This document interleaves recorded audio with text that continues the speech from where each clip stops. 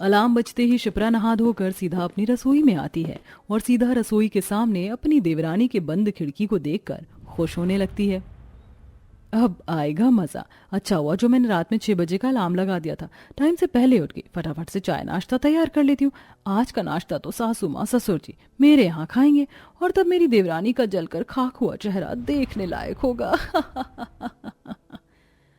शिप्रा बार बार खिड़की की तरफ देखे जा रही थी। अजीब बात है, सवेरे के 7 बज गए, अभी तक मेरी देवरानी की रसोई की खिड़की नहीं खुली। खैर मुझे क्या, मेरा नाश्ता पानी बनकर तैयार हो गया। शिप्रा जैसे डाइनिंग टेबल पर नाश्ता लगाकर सास ससुर और पति को पुकारती है, मम्मी जी, पापा जी, अनिल आ जाइए, नाश्ता लग गया है। तभी जेठानी देखती है कि सब कोई देवरानी के डाइनिंग टेबल पर बैठकर ठहाके लगाते हुए खा रहे थे और शिप्रा का पति अनिल देवरानी की रसोई में बने पराठों के तारीफों के पुल बांध रहा था। वाह पूर्वी, क्या गजब के आलू के पराठे बनाए हैं तुमने। तुमने तो अपनी जेठानी को भी फेल कर दिया। सच में छोटी बहू, एकदम खस्ता पराठा बनाया तूने, स्वाद आ गया। तभी अपनी जेठानी को दिखाकर जलाते हुए देवरानी पूर्वी बोलती है, अरे जेठानी जी आप आइए ना, आज मैंने अपनी रसोई में आलू के पराठे बनाए, लीजिए आप भी चखिए ना।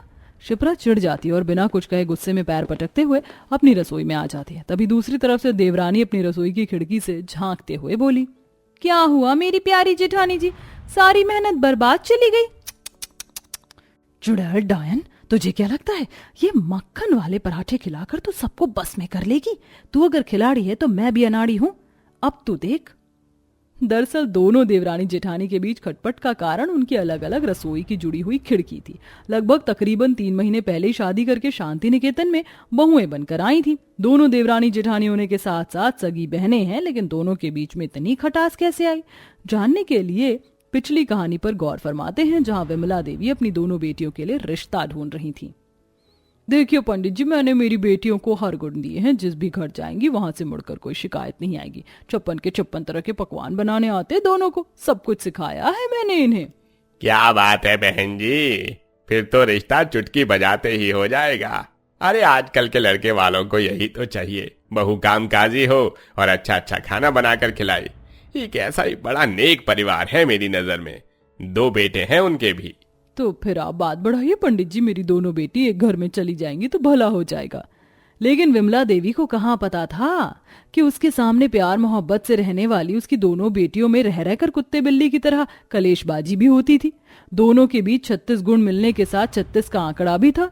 कुछ दिन में दोनों बहनों की शादी केतकी और श्रवण के दोनों बेटों अनिल और सुनील से हो जाती है। दोनों विदा होकर ससुराल में आ जाती हैं। आओ आओ मेरे घर की लक्ष्मियों, तुम दोनों का स्वागत है। अब तुम्हें ही मिलकर इस घर परिवार को संभालना है। जी माँ जी, आप बिल्कुल चिंता मत कीजिए, हम आपको शिकायत का कोई मौका नहीं देंगी। क्या बात है, दोनों देवरानी जेठानी ऐसे ही ताल से ताल मिलाकर रहना। अब ये तुम दोनों का ससुराल है, तुम यहाँ बहनें नहीं देवरानी जेठानी हो। शिप्रा बहू, आज से तुम पूर्वी की जेठानी और घर की बड़ी बहू हो। जेठानी का ओहदा पाकर शिप्रा घमंड से फूलने लगती है। पहली रसोई से ही शिप्रा जेठानी होने का दामन चलाने लगती है। हरी ओ 2 नंबरी, चल जल्दी से, खाने में पूरी कचौरी, मटर पनीर, शाही पनीर, मिक्स वेज और हाँ 3-4 आइटम मिठाई के बना लो। क्या कहा तुमने? मुझे 2 नंबरी? और मैं क्यों सारा खाना अकेले बनाऊं? पहली रसोई तुम्हारी भी है। मैं जेठानी हूँ, मैं जो भी ऑर्डर फरमाऊंगी तुमको मानना पड़ेगा, समझी? अब ज्यादा हाई पर मत हो, खिड़की से ठंडी ठंडी हवा खाओ और खाना बनाओ। जेठानी सब कुछ बनाने की जिम्मेदारी अकेली देवरानी पर लाद कर चली जाती है। इतना सब कुछ बनाते हुए पूर्वी पसीने में नहा जाती है। अरे वाह, खाने की खुशबू तो गजब की आ रही है। क्या क्या बनाया है? जी मैंने सबके लिए शाही पनीर, मटर पनीर, चाप की सब्जी, पूरियां, जर्दा बिरयानी और मीठे में शाही टुकड़ा और रसमलाई बनाई है, खाइए। अरे वाह छोटी बहू, वाह, आज तो जमकर खाएगा तेरा ससुर। देवरानी की बड़ाई जेठानी से सुनी नहीं जाती। इतना भी कुछ खास स्वाद नहीं है, ठीक ठाक है, बस अगर यही सब कुछ मैं बनाती तो सब कोई उंगलियां चाटते रह जाते। खाने की मेज पर ही दोनों के बीच तू तू मैं मच जाती है। अगर ये बात थी तो खुद ही क्यों नहीं बना लिया सब कुछ, बस डींगे हाँकने आती हैं। देख लीजिए मम्मी जी, देवरानी को कैसे मिर्ची लग रही है। जेठानी की 2 बातें नहीं बर्दाश्त होने की से। अरे बस करो दोनों बहन, एक ही दिन में लफड़ा करने लगी, दोनों की दोनों लड़ाकू विमान हो। सास दोनों देवरानी जेठानी में दिन रात की रसोई का काम बांट देती है, लेकिन फिर भी कलेश नहीं रुकता। ये तुम्हारे हिस्से के बर्तन मैं क्यों मांजू? मैंने अपने दिन के बर्तन दोपहर में मांज लिए थे, इसलिए ज्यादा चाल पट्टी मत खेलो, समझ गई? तू देवरानी होकर मुझे आंखें दिखाएगी? ठहर जा, सासू जी, हो सासू जी। इधर दोनों देवरानी जेठानी किचकिच बाजी कर रही थी, इधर सास ससुर दोनों के पति खाने के इंतजार में बैठे थे।